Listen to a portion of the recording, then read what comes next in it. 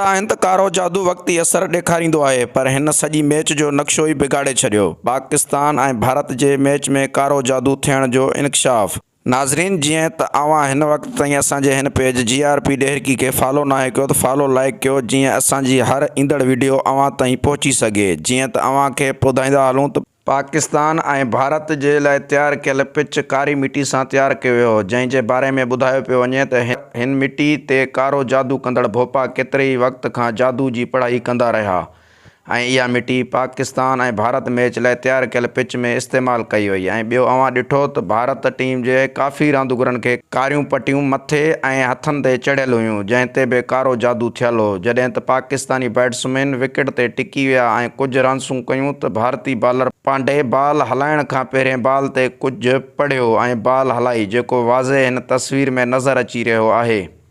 ऐं अॻी बॉल ते पाकिस्तानी बैट्समैन इमामुल हक़ जी विकेट किराए थो। हीअ ॻाल्हि त चिटी ऐं साफ़ ज़ाहिर थी वई त पाकिस्तान खां मैच खटण लाइ भारत टीम जे रांदीगरनि ऐं पिच इंतिज़ामिया कारे जादू वारनि खां मदद वरिती। भारतीय रांदीगरनि में पांडे, जडेजा, कोहली, रोहित शर्मा ऐं काफ़ी रांदीगरनि खे मथे ऐं हथनि ते कारियूं पटियूं चढ़ियल हुयूं, जंहिं जे बारे में ॿुधायो पियो वञे त इहे कारो जादू कंदड़ भोपनि इन्हनि खे ॾिनियूं, जंहिं ते कारे जादू जी पढ़ाई थियल हुई। पाकिस्तान टीम खे हाराइण लाइ भारतीय ऐं इंतहा पसंद तंज़ीमनि बे वॾा हरबा इस्तेमालु कया। मोहम्मद रिज़वान जे फ़लस्तीनी मुस्लमाननि लाइ कयल ट्वीट ते पाकिस्तान टीम ख़िलाफ़ु मैच खां 2 ॾींहं पहिरियों सोशल मीडिया ऐं न्यूज़ चैनलनि ते प्रोपेगेंडा करे पाकिस्तान टीम खे परेशान कयो वियो ऐं प्रेशर ॾिनो वियो त जीअं टीम सुठी कारकर्दगी न ॾेखारे सघे ऐं स्टेडियम में मैच ॾिसण लाइ कंहिं बि पाकिस्तानी तमाशाई खे टिकट न ॾिनी वई। कारे जादू जो असरु करण लाइ हर भारतीय रांदीगर खे कारी पटी चाढ़ी वई। भारतीय रांदीगर पांडे वाज़े बॉल ते कुझु पढ़ी बॉल हलायो, जंहिं करे कारे जादू खे नज़रअंदाज़ नथो करे सघिजे।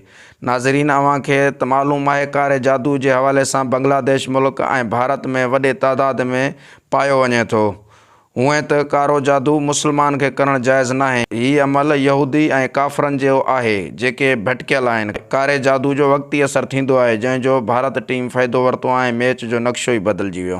भारतीय टीम ऐं पिच इंतिज़ामिया जे अहिड़े अमल जी सख़्त लफ़्ज़नि में मज़म्मत कजे थी ऐं असां पंहिंजे मुल्क पाकिस्तान जे लाइ दुआगो आहियूं। अञा वर्ल्ड कप में मंज़िल रहियल आहे। इंशाअल्लाह कामयाबी पाकिस्तान टीम खे ज़रूरु मिलंदी। यहूदी जेतिरियूं बि चालाकियूं कनि, अल्लाह ताला मुस्लमाननि जी ग़ैबी मदद फ़रमाईंदो ऐं पाकिस्तानी टीम लाइ पाकिस्तानी अवाम जूं दुआऊं गॾु आहिनि।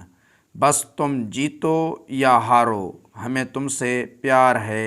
बस तुम जीतो या हारो, हमें तुमसे प्यार है। I love Pakistan, I love Pakistan. Pakistan जिंदाबाद।